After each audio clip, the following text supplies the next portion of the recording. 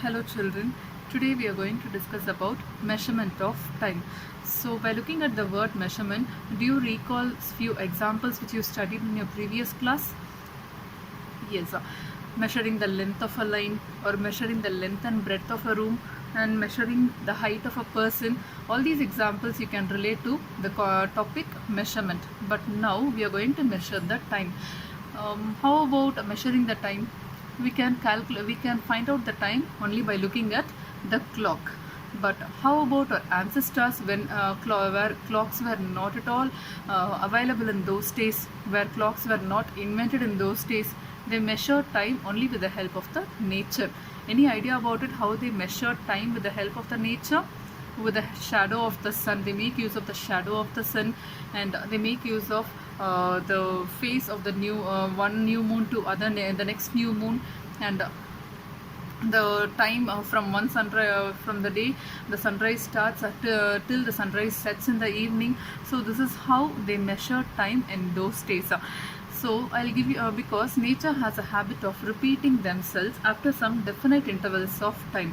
This is how they measured the day, a month, a year, all these things with the help of the nature. Now let us see some examples based on this, how our ancestors measured the time with the help of the nature. If you look at the sunrise, sun rises in the east every day and it sets in the west. So when sun rises, it is considered as morning. When sun sets in the evening, it is considered as evening. And soon after, once it gets dark, it will be considered as night. Understood? And the time between one sunrise and the next was called a day.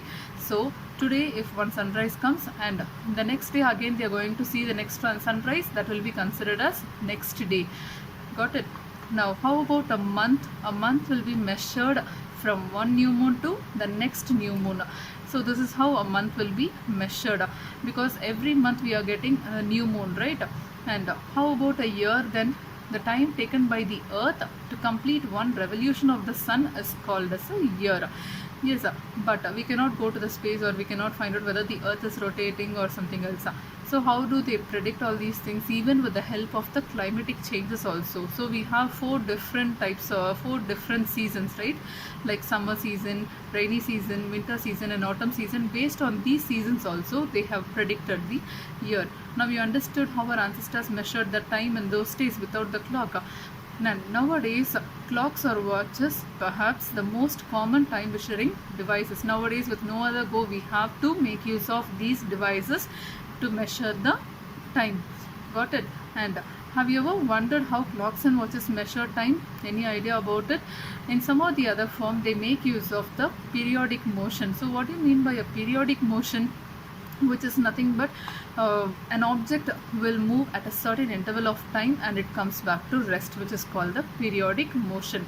And one of the most well-known example which you can use for the periodic motion is that a simple pendulum. I'll explain you what is meant by a simple pendulum, but before that, just have a look at different types of clocks which are in use nowadays.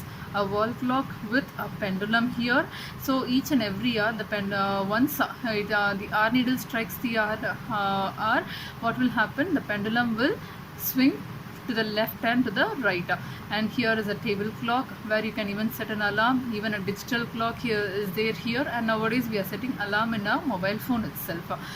Then have a look at this simple pendulum as an example for periodic motion. This is how a simple pendulum will look like. See here, in simple pendulum, a metal bob or a metallic ball will be tied to a thread, and that will be tied to a rigid stand here. So here the metallic ball is at rest, which means a simple pendulum is at rest now. So when the metallic ball is at rest, that position is called as the mean position, where you will name it as origin O. Got it? So this figure represents that simple pendulum is at rest. And if you look at this figure here, the different positions of the bob of an oscillating simple pendulum. Here the simple pendulum is not at rest, where it is in motion, which is called an oscillating motion. Oscillating means from one end to the other end, it moves here and there, like how a baby in a swaddle move from one end to the other end, like moving front and back. So that is called as oscillation. So here we are going to implement this example with the help of a simple pendulum. to You can even make the simple pendulum in your home itself with the simple things available in your home. Just take a stone and tie a long piece of thread to that stone and tie that thread to the scale which you have in your geometry box. A simple scale you can use. Tie the thread to the middle of the scale. Now that will be considered as a simple pendulum. Yes, I hope you all will do this experiment in your home. Just make the simple pendulum ready, and now I'll tell you how to experiment this simple pendulum and how to record observations in this simple pendulum. Just have a look here. A simple pendulum consists of a metallic ball or a piece of stone suspended from a rigid stand by a thread, which I have told you already. And this metallic ball is called the bob of the pendulum. So this metallic ball is called as the bob of the pendulum. Got it? And see here, pendulum at rest. So when a pendulum is at rest, it is called as O, that is the origin, mean position. When the pendulum begins to oscillate from one end to the other end, the first end will be named as A and the next end will be named as B. So from origin, if you release the bob of the pendulum, what will happen? The pendulum will start to move from one extreme position A to the other extreme position B. This oscillation is called one single oscillation. For example, from A to B, if it is moving, it is called one oscillation. From B to A, again if it is moving, it is called second oscillation. Again from A to B, if it is moving, it is called third oscillation. So this is how they will record the number of oscillations. Understood? See here. And one more thing, the to and fro motion of a simple pendulum is an example of a periodic or an oscillatory motion. So I have told you this periodic motion is also called as an oscillatory motion. And now the pendulum is said to have completed one oscillation when its bob starting from its mean position. Oh, I have told you about this. So when it completes one oscillation from A to B, that is called as a time period. Understood? So when the pendulum is said to have completing one oscillation, that is from A to B is considered as one oscillation, B to A is considered as another oscillation. So when it completes one oscillation, that one oscillation is called a time period and the next oscillation is called the next time period. Understood? So now see here, the time taken by the pendulum to complete one oscillation is called its time period, which I have told you about this definition. Now to do this simple activity in your home, as I have told you, just take a small stone and tie 100 centimeter thread to that to that stone and tie it in the middle of the scale. Now that will be considered as a simple pendulum. To perform this experiment, just switch off all the fans wherever you are and let the bob be at rest. First, make the bob to be at rest like here in the origin position, and after that mark the mean position of the bob. How will you mark the mean position of the bob? Either straight away to the bob, you have to mark it in the floor, or behind the bob you can mark it on the wall. So after marking the position of the bob, that is the origin position, you have to mark. After marking this, you have to measure the time period of the pendulum. So how will you measure the time period of the pendulum? Using a stopwatch, or using a, if it is not available, you can even use a table clock or a wristwatch. Understood? Now set the pendulum in motion.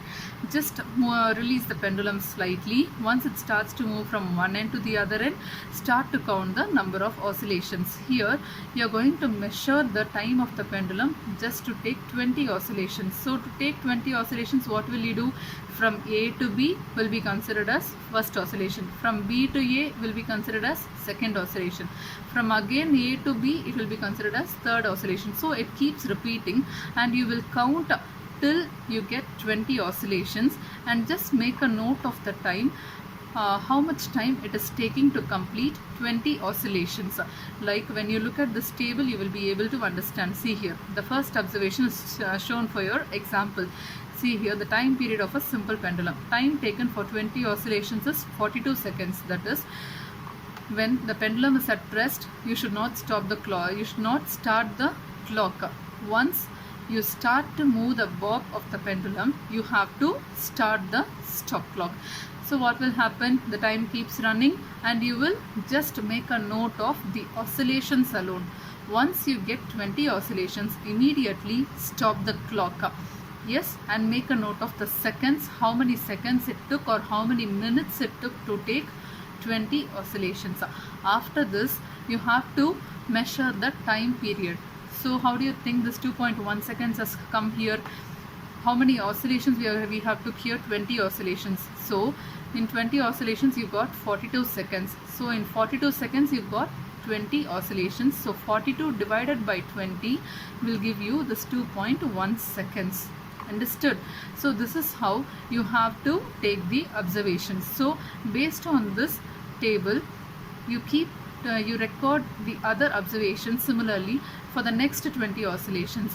So it differs based on the oscillation you are allowing the bob to oscillate. Understood? So record your observations and have a look on the table. So each and every time taken for 20 oscillations will differ. It will not come the same as 42 seconds for the remaining 2 oscillations as well. Understood? I hope you understood this class. So we'll look at units of time and speed in the next class. Thank you, children.